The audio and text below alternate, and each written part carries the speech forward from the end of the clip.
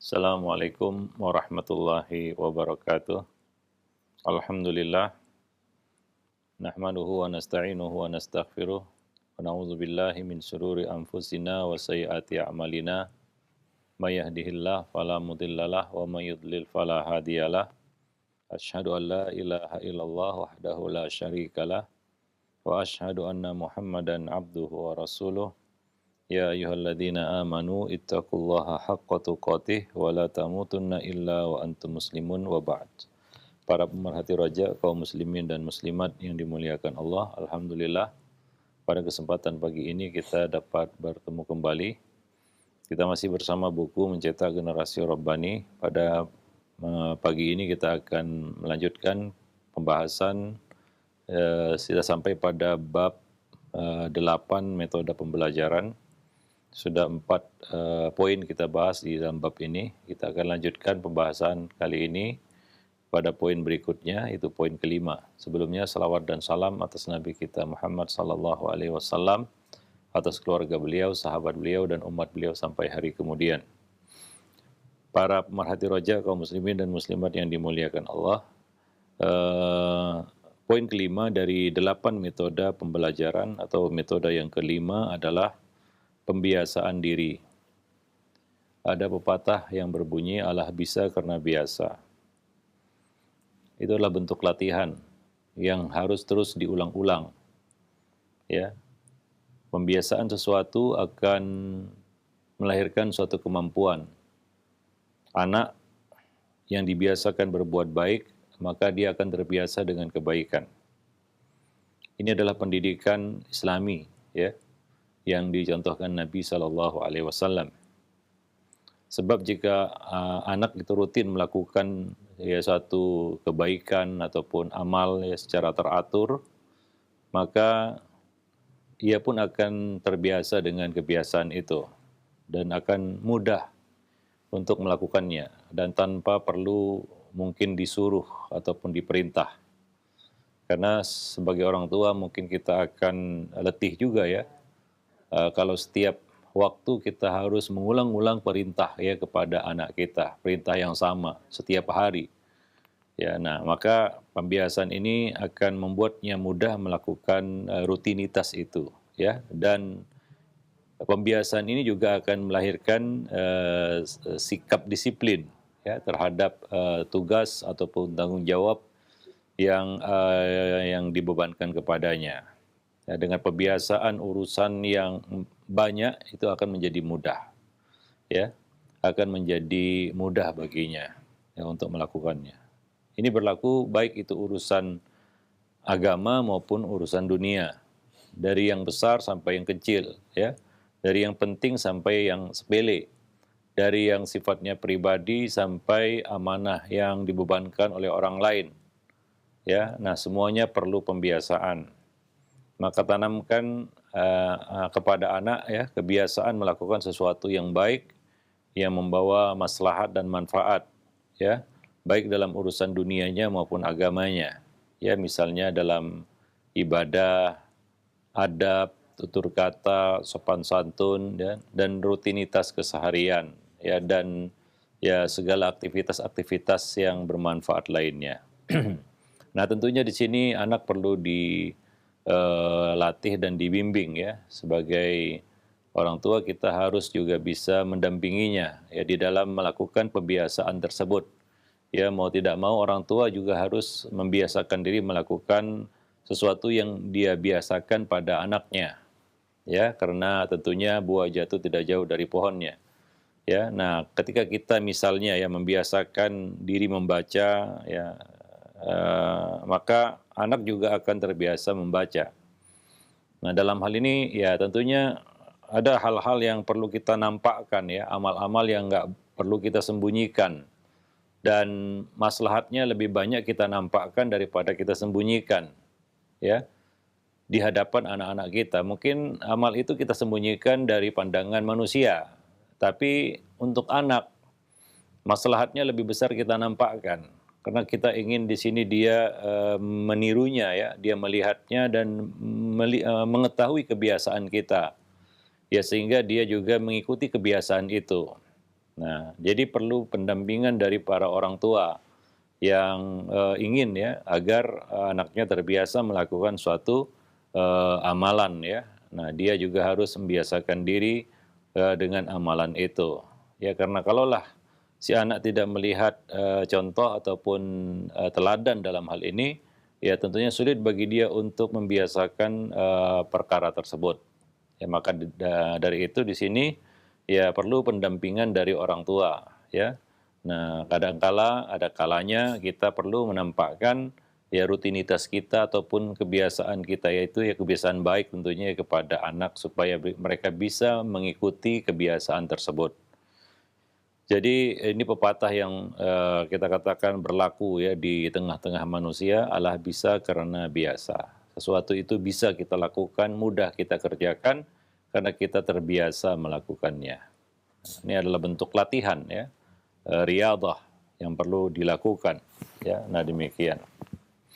Nah, misalnya ya di dalam rutinitas keseharian, ya pekerjaan-pekerjaan yang berkaitan dengan ya kebiasaan sehari-hari ya, misalnya ya membersihkan kamar, merapikan tempat tidur, ya itu kan perlu pembiasaan sehingga dia terbiasa dan cekatan melakukannya. Karena ada anak yang tidak terbiasa melakukan rutinitas itu, yaitu misalnya merapikan tempat tidur. Maka dia tidak mengerti bagaimana cara merapikan tempat tidur. Ya, sudah dia coba, sudah dia lakukan, tapi hasilnya tidak memuaskan. Ya, masih mereng sana, mereng sini, karena dia tidak terbiasa melakukan rutinitas itu. Ya, nah demikian. Nah, dalam hal ini anak juga jangan terlalu dimanjakan dengan adanya pembantu ya. Ya, kadangkala ya hal-hal seperti itu tidak perlu dilakukan oleh pembantu. Kalaulah misalnya kita punya pembantu di rumah ya. Nah, jadi ada hal-hal yang itu jangan dilakukan oleh pembantu supaya ini tujuannya adalah untuk melatih anak itu melakukan ya satu rutinitas yang berkaitan dengan kesehariannya. Ya, nah demikian. Ya, kemudian misalnya menggosok gigi ya. Nah, ini adalah rutinitas keseharian yang perlu dibiasakan karena anak kadang-kadang ya malas menggosok gigi, menjaga kebersihan mulutnya. Ya harus disuruh setiap hari oleh kedua orang tua. Kalau nggak disuruh nggak dikerjakannya. Nah, ini adalah kembali kepada kebiasaan yang harus dia dibiasakan padanya dari kecil. Ya, nah tentunya misalnya mengajak gosok gigi bersama ya. Ya, sehingga dia terbiasa melakukannya, melihat bagaimana gosok gigi yang benar kan begitu ya. Nah, hingga walaupun dia tidak ada di hadapan kita, ya dia tetap melakukan kebiasaan itu. Ya, dia tetap melakukan rutinitas itu. Nah, tentunya salah satu faidah ya dan hikmah manfaat ya kita melatih kebiasaan pada anak adalah menanamkan sifat disiplin padanya. Ya, anak kenal waktu, kenal jadwal. Nah, itu juga perlu dilatih. Ya, karena ada anak-anak yang nggak kenal jadwal, yang nggak tahu waktu. Ya, nah ini juga kedisiplinan waktu itu juga perlu dilatih, dibiasakan. Karena ada anak-anak yang nggak bisa dikasih jadwal. Ya, misalnya jadwal sehari-hari ya, kita buat tabelnya ya, jadwal rutinitas harian itu kadang-kadang dia tidak disiplin ya mengerjakannya ya mungkin karena faktor kebiasaan. Maka perlu dilatih ya kita katakan kebiasaan-kebiasaan ini hingga melahirkan kedisiplinan pada dirinya. Dia disiplin mengerjakan rutinitas-rutinitas tersebut ya. Nah, demikian. Dan ini merupakan satu modal besar baginya nanti ya di kemudian hari kelak ya ketika dia dewasa. Karena kedisiplinan itu adalah yang merupakan modal keberhasilan dan kesuksesan dalam urusan apapun. Dalam urusan menuntut ilmu misalnya, ya. Penuntut ilmu yang tidak disiplin tidak akan sukses. Adapun yang disiplin ya dengan waktunya, ya dengan jadwalnya, dengan tabel rutinitasnya, maka dia akan berhasil. Ya, dia akan berhasil, dia akan sukses. Ya misalnya di waktu murojaah, waktu membaca, waktu istirahat, ya kadang-kadang anak sekarang ini susah untuk dilatih disiplin waktu ya. Waktu istirahat dia justru ya melek ya, dia menghabiskan waktu untuk kegiatan-kegiatan lain. Nah, dan bertabrakan ya, amburadul ya kita katakan jadwal hariannya. Nah, ini yang kita lihat pada hari ini ya, anak-anak khususnya anak-anak remaja ya banyak yang tidak tahu waktu, banyak yang tidak disiplin waktu. Ya, padahal kita tahu ya bahwasanya orang-orang yang sukses dan berhasil, baik itu urusan dunia maupun akhirat, itu adalah orang-orang yang ya kita katakan punya disiplin waktu. Ya sebenarnya ada di dalam Islam latihan ya disiplin waktu itu melalui sholat 5 waktu. Ya, secara tidak langsung Allah melatih kita untuk disiplin waktu. Inna salata kanat alal mu'minina kitaban mauquta. Sesungguhnya salat itu adalah kewajiban yang telah ditetapkan waktu-waktunya. Ya, ada waktu masuk dan waktu berakhir. Nah, yang perlu dijaga ya, perlu diawasi dan diperhatikan ya sehingga tidak keluar waktu atau melakukannya sebelum waktu. Ya, disiplin waktu. Ini perlu ditanamkan pada anak-anak kita ya, terutama hari ini perkara yang paling mengganggu ya kedisiplinan anak adalah ya kebiasaannya bermain HP ya, gadget yang membuat dia lupa waktu dan tidak tahu jadwal harian ya, tidak ada jadwal harian, tidak kenal disiplin. Nah, ini yang harus kita bekerja keras ya para orang tua untuk ya bisa menyadarkan ataupun memberikan kesadaran pada anak pentingnya ya menjaga kedisiplinan ya, menjaga kedisiplinan. Nah, demikian dan kita berharap ya semoga dari pembiasaan yang kita latih kepadanya dari kecil ya dia tumbuh menjadi seorang anak yang disiplin ya, terutama ya kita katakan disiplin terhadap waktunya ya. Nah, demikian. Karena seorang itu sukses bergantung bagaimana dia bisa memanfaatkan waktunya dengan baik. Ya, dan ini tidak bisa dilakukan kecuali orang yang punya kedisiplinan yang ketat.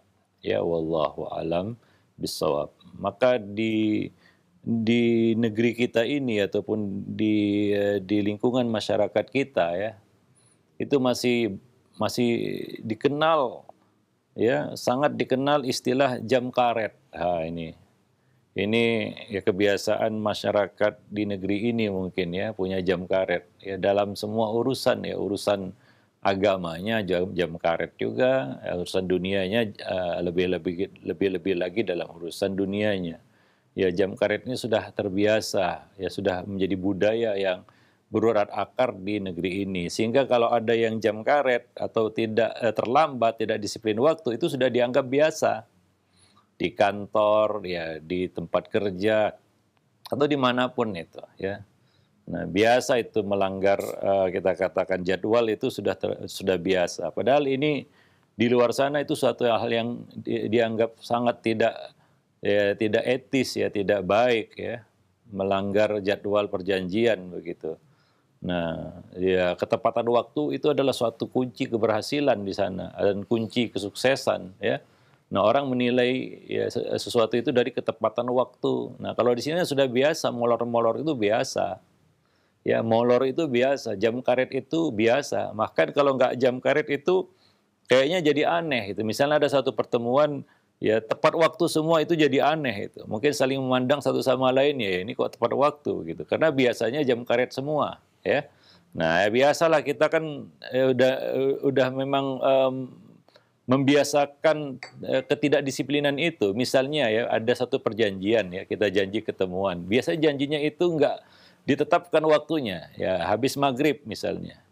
Ya, nah habis maghrib itu ya mau menjelang isya baru dia datang. Karena memang begitu. Nanti kilahnya bagaimana? Ini kan habis maghrib, ya. Memang sudah dibiasakan untuk tidak disiplin, ya. Nah, dan itu bukan hanya ya kita katakan anak-anak ya, tapi orang dewasa bahkan orang yang sudah sempurna akalnya juga kebiasaannya ya seperti itu. Memang dari kecil seperti itu. Ya biasa molor dan biasa kita katakan jam karet. Nah, ini memang untuk merubah ya kita katakan kebiasaan yang tidak baik ini pada ya generasi penerus kita ini agak berat ya karena kita sendiri ya sering melanggar itu. Ya kita sendiri belum bisa memberikan contoh ya yang baik di dalam hal itu. Ya, kadang-kadang ya misalnya kita janjian yang mau pergi dengan anak-anak jam sekian misalnya. Ternyata kita molor gitu ya. Anak-anak sudah kadang-kadang sudah nunggu itu. Lalu bagaimana mereka bisa memahami pentingnya kedisiplinan itu. Kalau memang kenyataan yang terjadi dalam keseharian tidak seperti itu. Dia akan berpikir, oh biasa nih kalau janji jam 7 nanti berangkatnya jam 8. Kalau janjinya jam 6 nanti datangnya jam 7 begitu. Sudah terbiasa ya. Nah, seperti itu sudah lumrah ya, suatu hal yang sudah ya kita katakan sudah menjadi rahasia umum seperti itu. Ya bahwa kalau janji jam 6 nanti datangnya jam 7 begitu. Nah ini yang sebenarnya perlu kita ubah ya pada generasi kita, dan itu harus dimulai dari diri kita sebenarnya. Walaupun ya kadang-kadang berat ya. Kadang-kadang kita masih suka melanggar janji-janji dan apa namanya ketepatan waktu di dalam perjanjian. Ya kadang-kadang begini ya, sebagian orang punya ya, moto ya, yang penting kan tidak melanggar janji. Ya saya datang katanya. Saya tidak melanggar janji. Saya janji datang jam 6 misalnya. Ya dia datang memang. Yang penting kan menepati janji. Tapi dia molor dari janjinya. Ya, janjinya jam 6, datangnya jam 6.30 misalnya, atau bahkan jam 7. Nah, makanya kadang-kadang orang itu buat janji suka tidak ditetapkan waktunya, ya supaya bisa dilanggar. Misalnya nanti saya datang habis Isya misalnya. Ya memang tidak ditetapkan, karena itu adalah suatu waktu yang ya kita katakan umum ya. Habis Isya ya jam berapa? Ya bisa habis Isya itu jam 8, jam 9 dia baru datang, kan begitu ya. Habis Isyanya padahal jam 7 begitu ya. Jam 9 baru datang. Ketika datang ditagih janjinya, katanya datang habis Isya. Ya ini kan habis Isya katanya. Ya memang ya kadang-kadang dalam membuat janji itu sendiri ya kita memang berniat untuk melanggarnya. Makanya ya kalau ada yang janji sama kita, kapan nih ketemunya? Ya ba'da zuhur katanya. Nah, itu sinyal ya sebenarnya ya dia tidak azam ya tidak begitu azam untuk menepati janjinya kalau dia sebutkan waktunya. Misalnya apa? Ba'da zuhur, sebutlah ba'da zuhur jam 1. Kenapa dia tidak sebut jam 1 begitu ya? Kenapa harus dikatakan ba'da zuhur yang waktunya itu kan panjang, luas ya. Nah, memang karena ada mungkin ya apa ya kita katakan keinginan memang untuk ya melanggar perjanjian itu. Nah, demikian. Atau memang dia tahu bahwa dia akan molor gitu ya, maka dia pun buat janji ba'da zuhur misalnya. Ini banyak terjadi dalam kehidupan sehari-hari ya. Makanya ada sebagian orang yang sudah paham ya kebiasaan orang lain. Nah, ini pasti molor ini.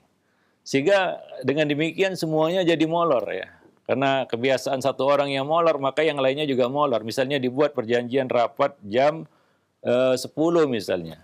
Ya, lalu ada satu orang yang memang biasa molor, maka yang lainnya juga ikut molor. Kenapa? Paling-paling dia datang nanti jam 11 begitu. Nah, akhirnya semuanya jadi molor. Nah, demikian. Jadi ini adalah satu penyakit yang menular juga dan bisa juga menulari generasi-generasi muda kita, penerus kita, ya. Nah, demikian. Nah, sampai kapan ini berakhir? Wallahu a'lam bishawab. Ini tergantung kepada serius tidaknya ya, kesungguhan kita di dalam menanamkan ya pembiasaan disiplin ini kepada anak. Maka pembiasaan ini akan ya melahirkan kedisiplinan ya kalau ya kita apa namanya melatihnya pada anak-anak kita. Wallahu a'lam bishawab. Taib. Itu yang kelima. Ya mudah-mudahan ya kita bisa menanamkan ya sifat kedisiplinan pada anak-anak kita. Yang kita mulai itu dari diri kita. Walaupun ya kita masih sering melanggarnya, ya kadang-kadang kita lupa ya dengan hal ini ya.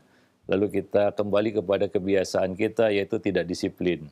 Ya, nah demikian. Wallahu a'lam bishawab. Ya mudah-mudahan ya kita dimudahkan untuk bisa menanamkan ini kepada anak-anak kita. Yang keenam, pemanfaatan waktu luang. Ya, pemanfaatan waktu luang. Nabi mengatakan dalam hadis, "Ni'matani maghbunun fihi makatsirun minan nas as-sihhatu wal faragh." Dua nikmat yang kebanyakan manusia tertipu dengannya yaitu kesehatan dan waktu luang. Pendidikan itu sebenarnya 24 jam. Walaupun ada waktu-waktu tertentu yang memang dikhususkan untuk pendidikan, untuk ya belajar.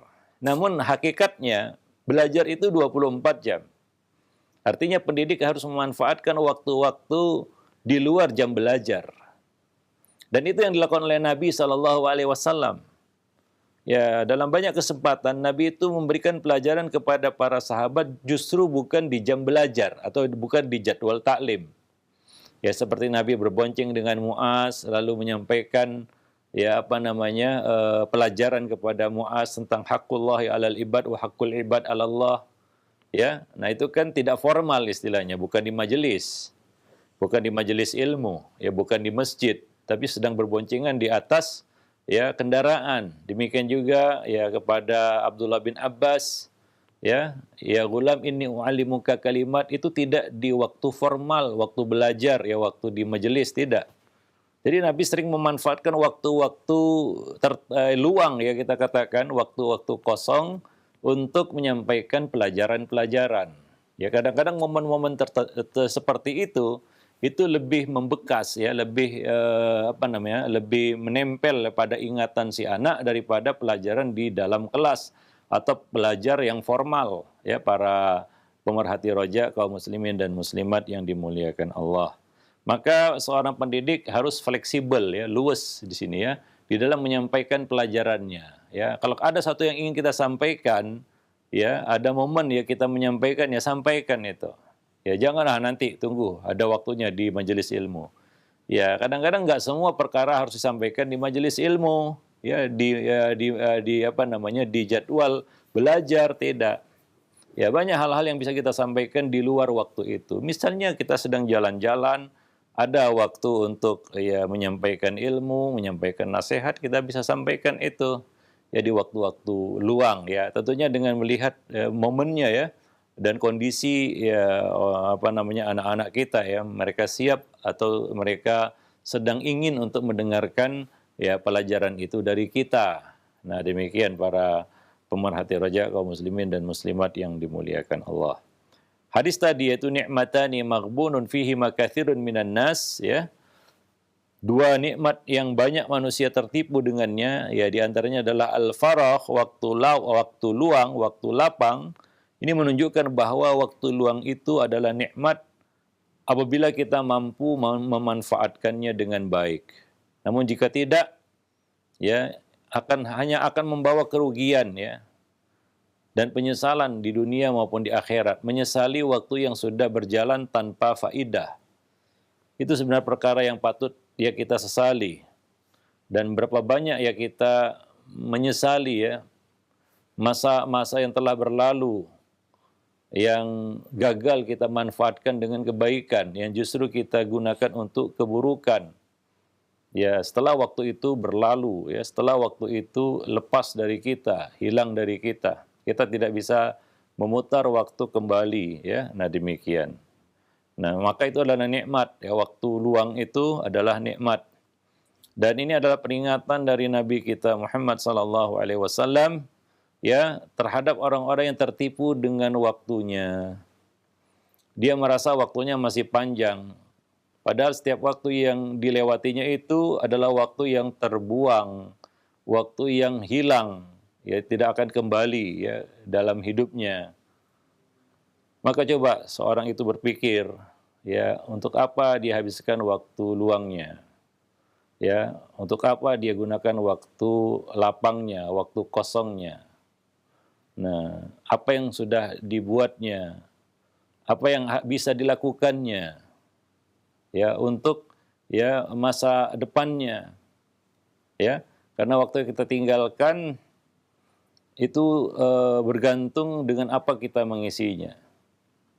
Ya, ada orang-orang yang berjaya mengisi waktunya dengan banyak kita katakan karya yang dia tinggalkan ya untuk manusia. Sebagaimana kata pepatah, manusia mati meninggalkan nama, yaitu karya yang telah dihasilkannya. Nah, kalau kita bertanya kepada diri kita, kira-kira apa karya yang sudah saya buat ya untuk ya manusia ya setelah saya pergi meninggalkan dunia. Ya, ada kata-kata bijak dari Syekh bin Baz rahimahullah, miskin man tarqad dunya walam yakul lahu ya khidmatun linnas. Orang miskin atau orang yang malang, orang yang meninggalkan dunia tapi dia tidak punya sesuatu ataupun karya yang ditinggalkannya, khidmat yang dia tinggalkan untuk manusia. Nah demikian, artinya kita tidak punya amal jariah, ya kita tidak punya amal jariah yang itu akan menjadi aset kebaikan bagi kita walaupun kita sudah tidak hidup lagi di dunia. Ya, nah demikian. Maka kadang-kadang peluang itu ada. Ya, tapi ya kita yang lebih suka menyia-nyiakannya. Kalaulah dahulu ya para ulama berjibaku ya, karena ada kesempatan di depan mereka untuk menorehkan karya, ya seperti Syekhul Islam Ibnu Taimiyah rahimahullah. Ya, coba lihat karya yang telah beliau tinggalkan, khidmat yang beliau tinggalkan untuk manusia luar biasa sampai sekarang. Ya, umat Islam bahkan ya di luar kalangan Islam itu masih menikmati karya-karya beliau, mempelajari buku-buku beliau. Bukan hanya kaum muslimin ya yang menelaah karya-karya Ibnu Taimiyah, bahkan di kalangan non-muslim ya, mereka juga menelaah, menjadi bahan studi bagi mereka, mendapatkan manfaat dari buku-bukunya Syekhul Islam Ibnu Taimiyah. Tapi kalau kita lihat ya kehidupan Syekhul Islam Ibnu Taimiyah luar biasa.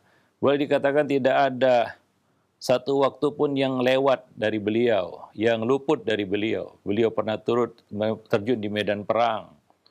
Beliau keluar masuk penjara. Beliau menulis karya-karya ilmiah, berdakwah, menyampaikan ilmu, ya, mengajarkan ilmu, ya, luar biasa. Ya, penuh hidup beliau itu dengan khidmat untuk manusia yang karyanya itu baru dicipi manusia hari ini ya. Sampai sekarang, bahkan mungkin sampai hari kiamat.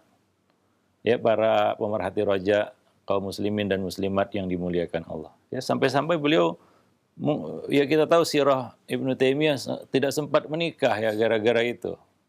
Untuk memanfaatkan waktu. Karena ada kesempatan di depan beliau, beliau berhadapan dengan masa ataupun zaman yang membutuhkan ya karya beliau, ya tenaga beliau, khidmat beliau.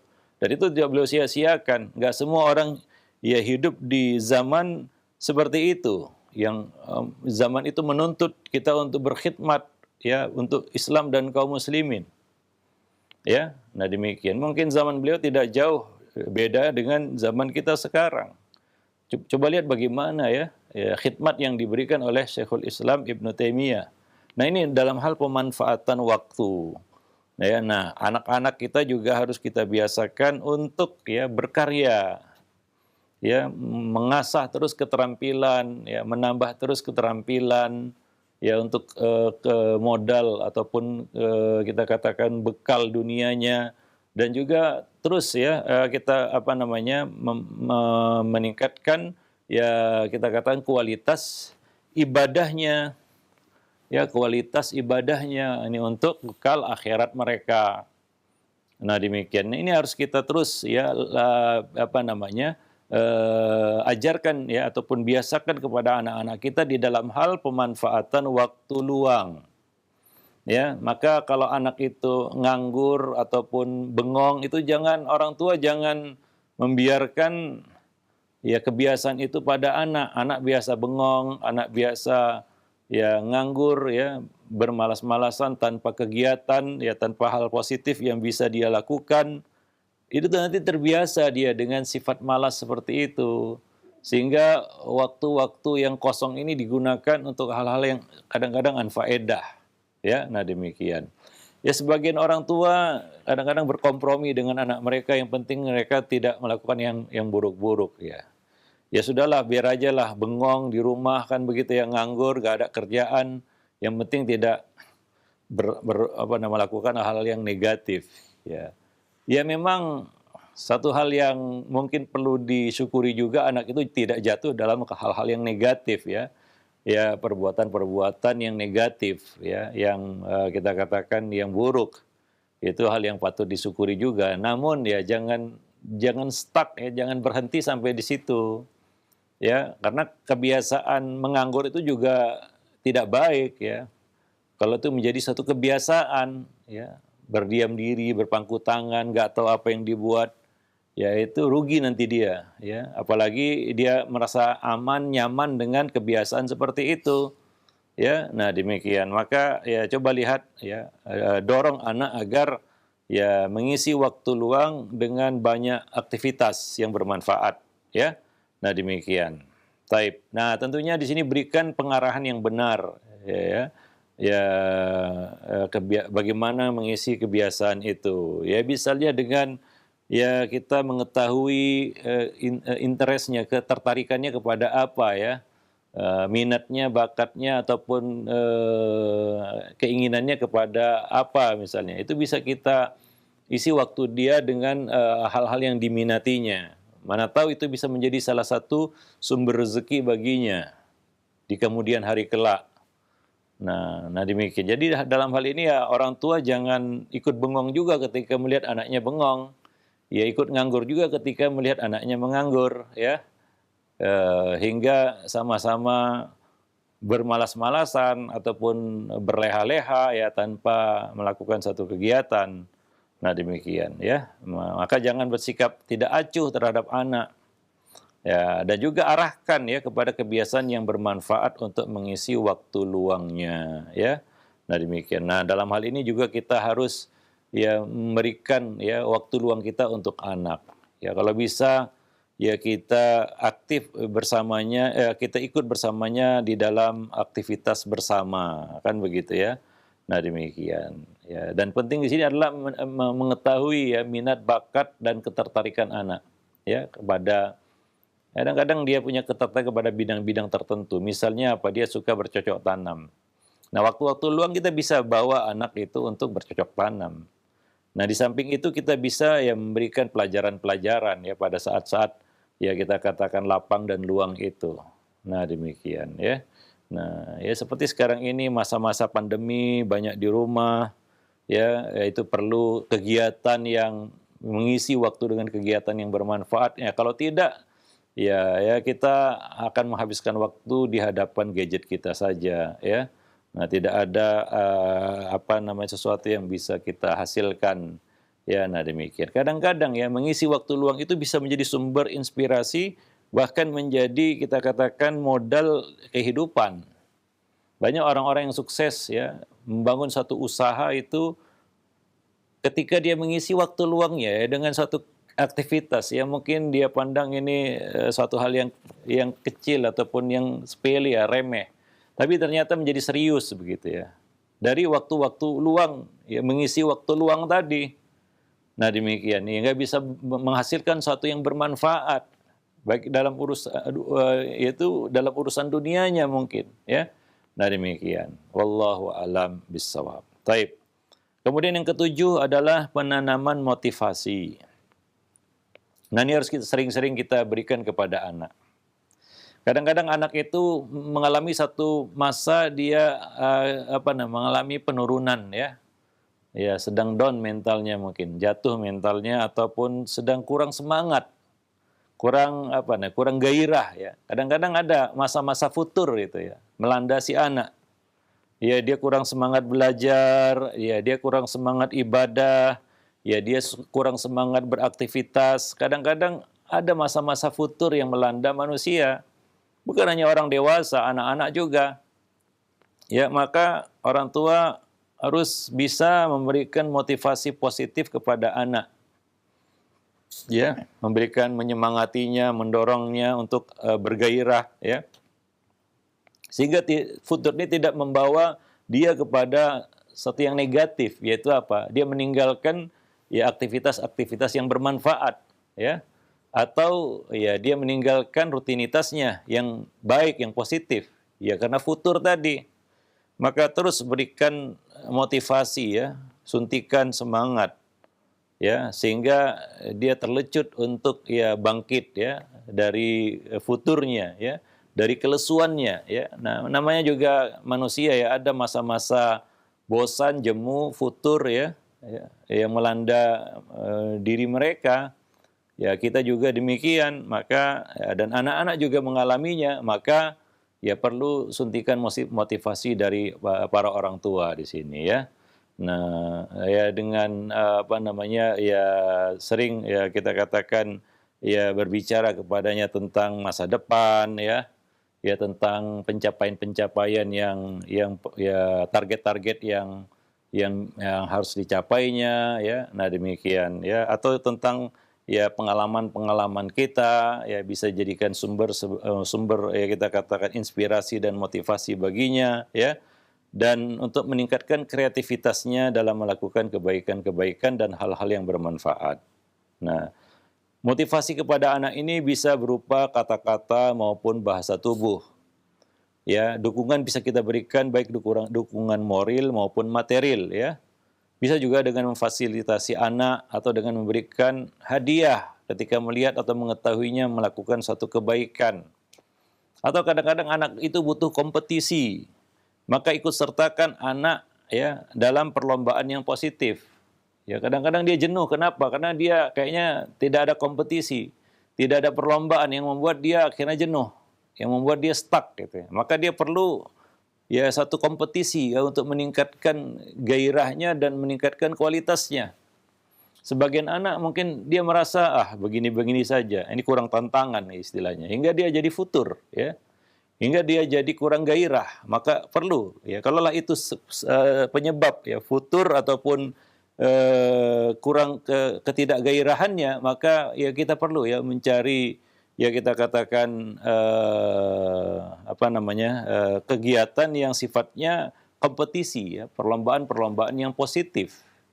Ya, apalagi sekarang ini banyak ya dibuat perlombaan-perlombaan ya, lomba ini, lomba itu yang positif ya, yang mungkin bisa untuk menambah gairahnya. Wah, ya sebagaimana dikatakan dengan kompetisi maka kualitas juga akan meningkat ya. Ada mutu karena ada perlombaan, ada persaingan.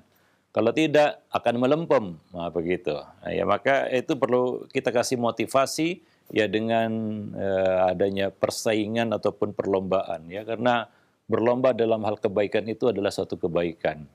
Wallahu a'lam bishawab. Nah, demikian. Itu yang ketujuh ya. Maka orang tua jangan bosan dan jangan jemu untuk terus memberikan motivasi kepada anak-anak mereka ya. Nah, kemudian kita sampai kepada poin yang kedelapan. Nah, ini mungkin agak panjang pembahasannya yaitu tentang pemberian hukuman ya kepada anak ya. Bagaimana cara memberikan hukuman kepada anak? Karena metode pembelajaran yang terakhir adalah hukuman. Hukuman itu sebenarnya tujuannya adalah untuk pembelajaran. Ya, bukan untuk membuat si anak menderita, apalagi tersiksa. Hukuman itu bukan untuk menyiksa, bukan tindakan balas dendam orang tua.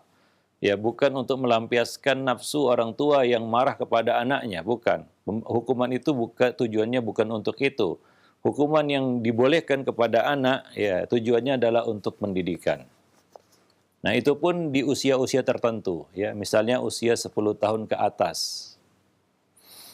Barulah ya, anak itu ya boleh untuk diberi hukuman.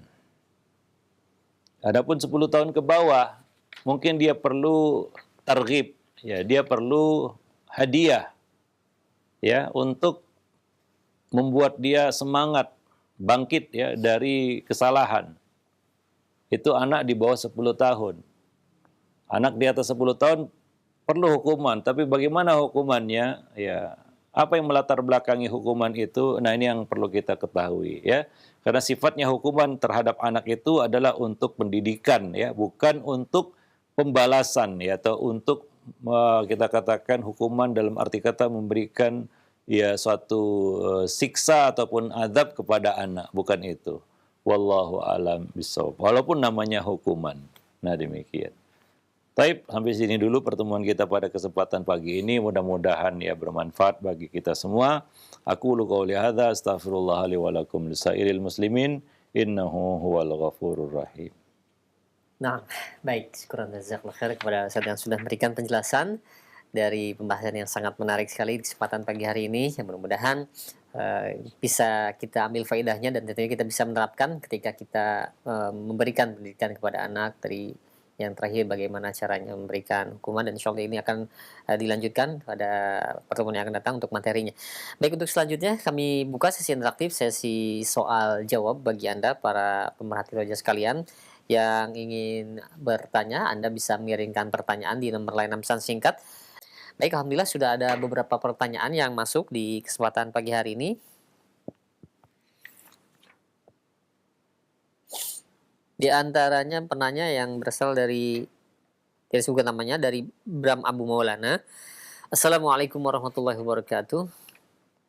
Ya Ustaz, mohon pencerahannya bahwa dalam pembentukan kedisiplinan dilakukan dengan penekan-penekan tertentu, bahkan dengan punishment atau hukuman. Padahal kadang bila berlebihan maka akan tersimpan rasa tidak suka dengan pola-pola demikian, yang akhirnya menimbulkan efek tidak respect kepada kita sebagai orang tua. Adakah cara yang lebih efektif dari memberikan penekanan atau hukuman-hukuman tersebut, Ustaz? Jazakallah khair. Ya, ya kadang-kadang inilah kita ya yang sukanya instan. Maka kita memilih sesuatu yang instan untuk meraih sebuah hasil. Mau kenyang makan mie instan kan begitu ya. Semuanya serba mau instan gitu. Ya, termasuk di dalam menanamkan suatu kebiasaan. Lalu kita timpali itu dengan hukuman. Karena kita berpikir ya dengan hukuman itu dia akan terbiasa untuk melakukan atau tidak melakukan. Nah, ini ada satu pendekatan yang keliru sebenarnya. Kita akan sampai nanti pada poin ke-8 tentang pemberian hukuman. Apa itu hukuman di dalam pendidikan? Karena masih banyak yang belum tahu tentang hukuman dalam pendidikan. Yang jauh dari metode nabawiyah ya. Ya, jauh dari metode nabawiyah. Nabi itu selalu dan berupaya untuk menghindari apa yang disebut sebagai hukuman. Ya, bahkan bukan hanya kepada dalam pendidikan ya, dalam bab hudud saja. Ya, Nabi kalau ada celah untuk tidak menjatuhkan hukuman, maka Nabi berusaha untuk menempuh itu. Kecuali memang tidak ada jalan lain kecuali dengan menjatuhkan hukuman. Itu dalam bab hudud ya, yang mana memang betul-betul hukuman itu bermakna hukuman. Ya, terhadap orang yang dewasa, pelanggaran yang dia lakukannya. Nah, ini anak dalam bab pendidikan, bukan dalam bab hudud ya. Perlu dibedakan itu. Nah, ini kadang-kadang kita menghukum anak itu seperti memberikan hukuman hudud. Bayangkan itu anak gimana. Ya. Akhirnya apa yang terjadi? Ya, muncullah manusia-manusia, lahirlah manusia-manusia yang sudah kenyang hukuman. Tidak takut hukuman, terbiasa dengan hukuman. Tidak malu dengan hukuman juga. Itu salah satu kita katakan dampak negatif ya kalau kita berlebih-lebihan dalam hal hukuman ini di dalam pendidikan. Akhirnya anak itu menganggap hukuman itu biasa. Udah terlalu sering dia dihukum. Karena untuk mendapatkan hukuman lagi dan hukuman lagi bukanlah suatu yang berat baginya. Akibatnya bagaimana orang yang punya mental seperti ini terhadap hukuman, tidak takut lagi terhadap, tidak malu untuk dihukum, akhirnya peraturan itu memang mudah untuk dilanggar. Karena dia tahu konsekuensinya melanggar hukuman, melanggar peraturan pasti ada hukuman. Nah, ketika dia melihat hukuman, dia sudah biasa dihukum, nggak malu dihukum. Nah, kalaulah ya, mental seperti itu yang muncul, nah ini ya, sudah alarm tanda bahaya itu. Artinya itu adalah satu kegagalan di dalam suatu proses pendidikan. Ya, kalau anak itu nggak takut lagi dihukum. Kadang-kadang di sekolah ya, dia melanggar peraturan dihukum oleh guru, dia nggak merasa bersalah dan dia nggak merasa malu, dia nggak merasa ada terjadi suatu apa-apa. Bahkan sampai dipanggil orang tuanya ke sekolah, dia juga diam-diam saja, dia macam tersenyum bangga dan berprestasi karena bisa menghadirkan orang tuanya ke sekolah begitu ya. Walaupun dalam konteks yaitu apa? Mendapatkan peringatan dari sekolah begitu. Nah, ini salah satu dampak buruk dari pemberian sanksi dan hukuman kepada anak dalam bab pendidikan, mendidik mereka ya. Ya, sehingga ya kadang-kadang yang muncul justru hal yang kontraproduktif. Ya, nah demikian. Nah ini yang harus dihitung-hitung oleh para orang tua. Maka itu akan kita bahas secara nanti mendalam ya pada bab ke-8 ya, pembelajaran dengan pemberian hukuman. Artinya orang tua juga harus tahu hukuman itu diberikan untuk apa. Ya, dan di usia berapa? Ya, kita tahu bahwasanya Nabi hanya membolehkan hukuman terhadap anak di atas usia 10 tahun atas kesalahan yang dilakukannya. Di bawah 10 tahun ini nggak perlu dihukum. Pendekatan kepadanya bukan pendekatan hukum, sanksi, bukan. Tapi pendekatan hadiah, targhib. Maka di dalam Islam, targhib dulu baru tarhib. Ya, didahulukan targhib, ya kemudian baru tarhib. Ya, kalau masih bisa diberi motivasi, apa kita katakan motivasi dengan hadiah, dia bisa lurus, untuk apa dikasih hukuman? Kalau dia mau sholat dengan hadiah, untuk apa kita ancam dengan hukuman kalau nggak sholat? Kira-kira demikian ya, pendekatan yang kita lakukan terhadap anak. Ya, toh hukuman kepada anak gitu ya, itu bukan hukum hudud. Nah, yang kadang-kadang ya, ini membuat mental itu jadi menyimpang adalah anak itu dihukum seperti hukuman hudud ya, bayangkan. Ya, padahal itu kan dalam konteks pendidikan ya. Nah, berlebihan karena sebagian orang tua merasa berwibawa kalau bisa menghukum anak. Itu prestasi. Ya, itu menunjukkan bahwa dia tegas bisa memberikan hukuman. Padahal ketika kita memberikan hukuman, artinya kita sudah mentok di apa namanya, di opsi-opsi yang lain gitu. Opsi-opsi yang lain sudah mentok, itu baru yang terakhir. Maka kita katakan ya bahwa sanksi atau hukuman adalah kontrol terakhir. Ya, seandainya semua sarana dan metode pembelajaran anak itu tidak bermanfaat, yang dari 1 sampai 7 itu tidak jalan, baru yang ke-8 yaitu apa? Pemberian hukuman. Ya, nah demikian. Sehingga ya kalaupun dia dihukum akan munculkan satu rasa malu padanya karena dia dihukum. Dan dia tidak mau dihukum untuk yang kedua kali ya. Seperti itu harus lahir pada dirinya bahwa saya nggak mau dihukum untuk yang kedua kali. Tapi kalau anak itu dihukum sekali, dia minta dihukum 2 kali, 3 kali, bahkan anak itu minta supaya dihukum orang tuanya, nah ini kan mentalnya sudah rusak. Itu yang terjadi di tengah-tengah masyarakat kita. Kalaulah kita lihat kenapa di negeri ini ya, terutama kita lihat, peraturan itu ada semboyan peraturan dibuat untuk dilanggar. Ya, kenapa? Kenapa muncul semboyan seperti itu? Karena manusianya sudah biasa dihukum, nggak takut lagi dengan hukuman. Ya, berhadapan dengan hukuman itu kayaknya sudah biasa. Ya, nggak ada yang perlu ditakuti, nggak ada rasa malu juga. Ya, yang kayak tidak terjadi sesuatu apapun, ya biasa. Nah, karena mental seperti ini yang muncul dan tumbuh, maka peraturan itu ya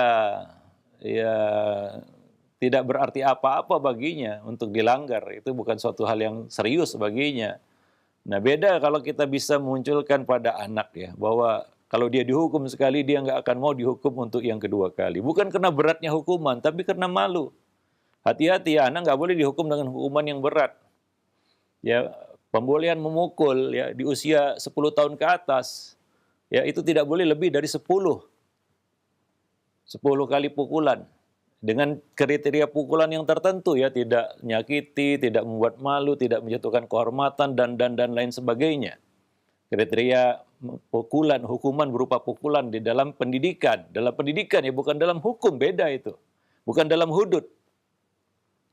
Ya, nah demikian. Ya kepada anak, bukan kepada orang dewasa. Nah, jadi memunculkan hal itu pada anak dengan hukuman, itu harus kita lihat dari hukuman yang kita berikan.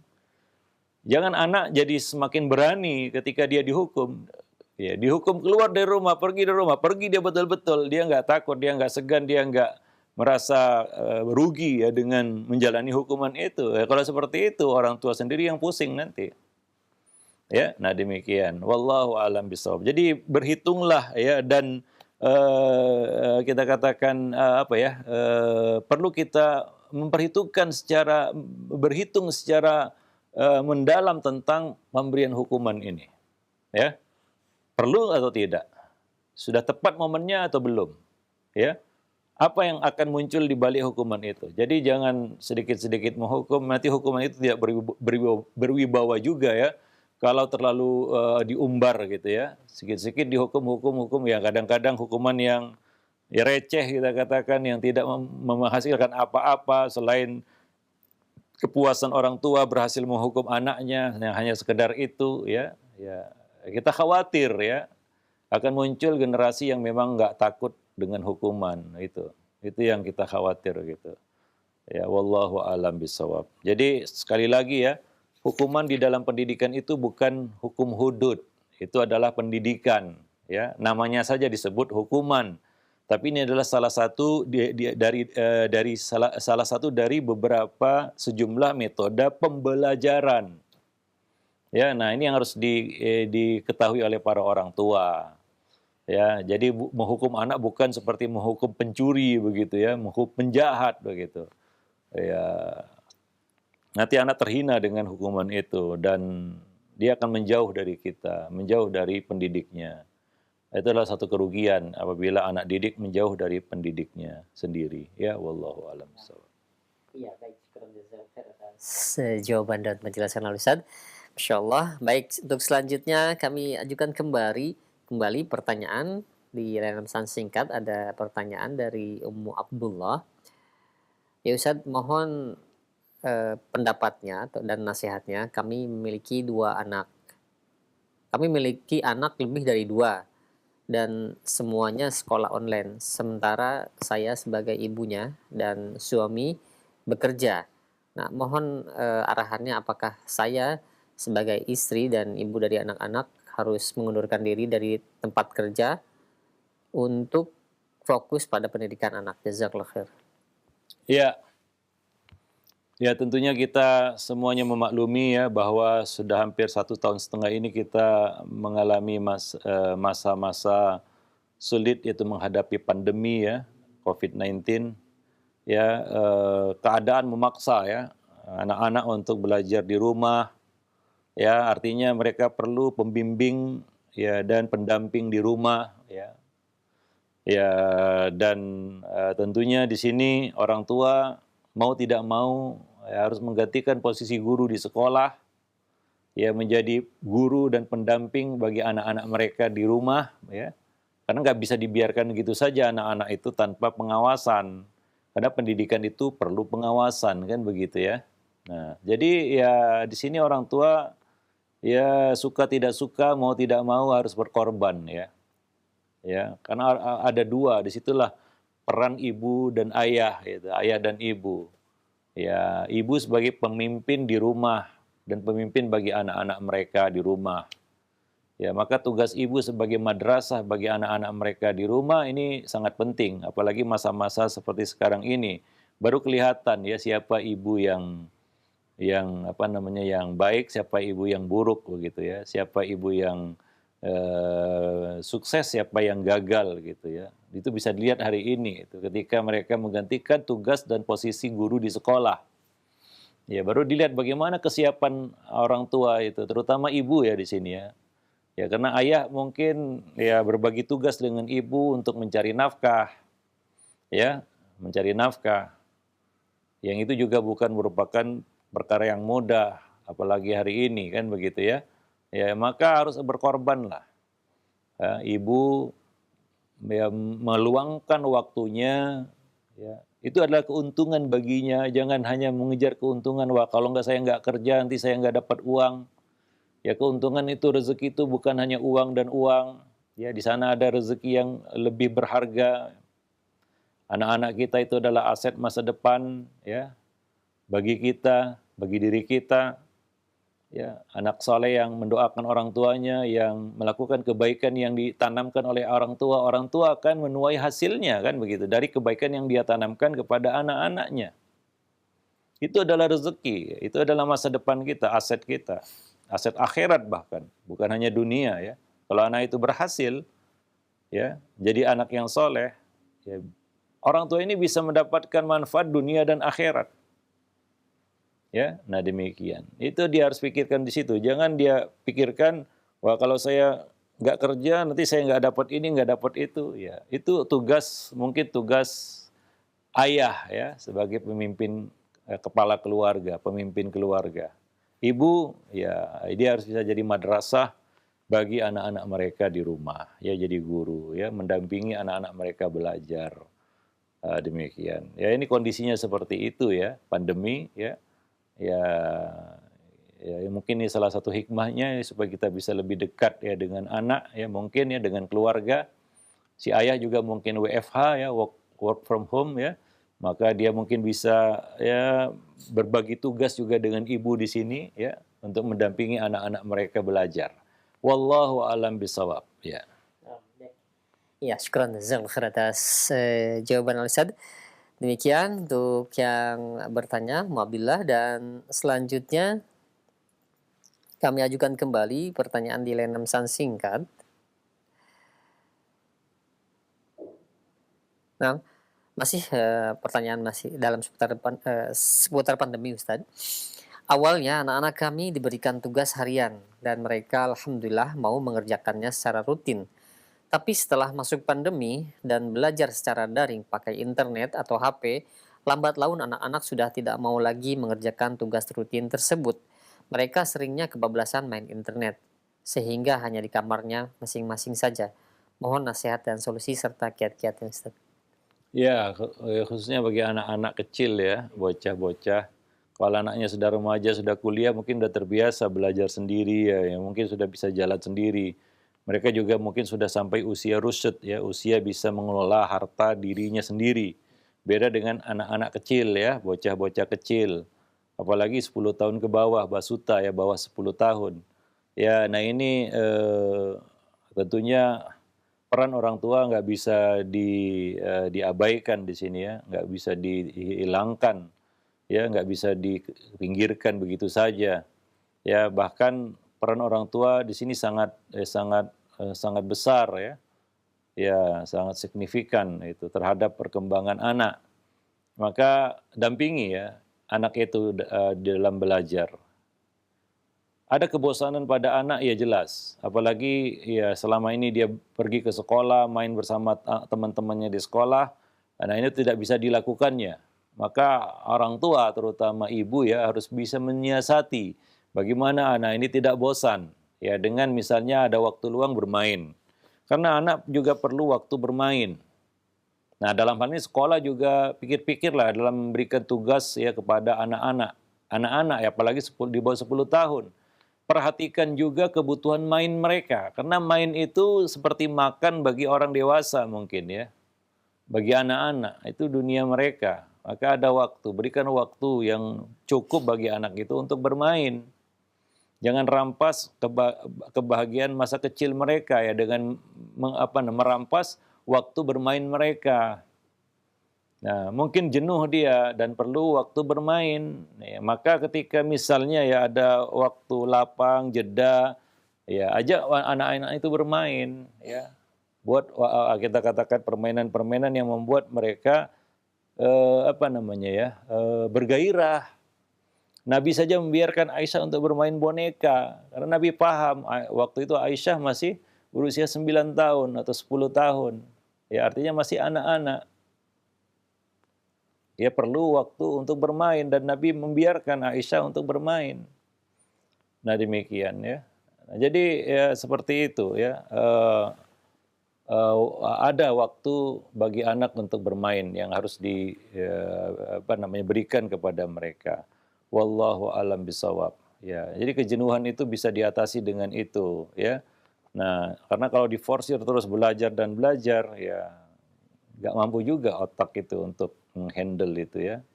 Nah demikian. Wallahu a'lam bishawab. Taib. Nah di sini perlu kerjasama dari pihak sekolah juga ya, supaya tidak memforsir anak untuk belajar begitu ya. Walaupun dia belajar di rumah ya. Karena berhadapan dengan HP terus-menerus juga membosankan. Hingga akhirnya dia cari pelarian yaitu bermain-main HP dan lain sebagainya ya. Nah demikian. Wallahu a'lam bishawab. Taib. Sekali lagi tadi ya tentunya orang tua di sini perannya sangat sangat penting ya dalam mendampingi anak belajar di rumah. Ya, ini kenyataan yang kita hadapi hari ini yaitu pandemi ya. Banyak mungkin nikmat yang Allah cabut, Allah angkat dengan menurunkan pandemi ini. Kita nggak bisa berangkat haji, kita nggak bisa berangkat umroh, ya, kita terbatas untuk melakukan, ya kita katakan ibadah, ya. Nah, karena pandemi ini itu satu cobaan yang Allah turunkan kepada kita, ya. Nah, maka kita ya bersabarlah dalam menjalani masa-masa pandemi seperti sekarang ini ya. Jangan mengeluh, ya jangan apa namanya kita katakan mengaduh ya, sehingga dengan mengeluh dan mengaduh itu yang mudah jadi berat. Hal yang mudah sebenarnya menjadi berat. Kenapa? Karena kita jalani dengan keluhan dan aduhan. Aduh, mengeluh, kan begitu ya. Yang mudah pun jadi berat itu dengan mengeluh. Maka berhentilah mengeluh, sabarlah, dan jalani itu dengan ya kita katakan dengan hati yang kita katakan lapang ya, karena kita berharap ya pandemi ini ya bisa segera berakhir ya. Nah demikian sehingga kehidupan kembali normal seperti sedia kala. Wallahu a'lam bishawab. Taib, para jemaah yang dimuliakan Allah, para pemerhati roja, kaum muslimin dan muslimat, ya rahimani wa rahimakumullah, mungkin sampai di sini dulu pertemuan kita pada hari ini. Lebih dan kurang saya mohon maaf. Aqulu qauli hadza, astaghfirullah li wa lakum lisairil muslimin. Innahu huwal ghafurur rahim.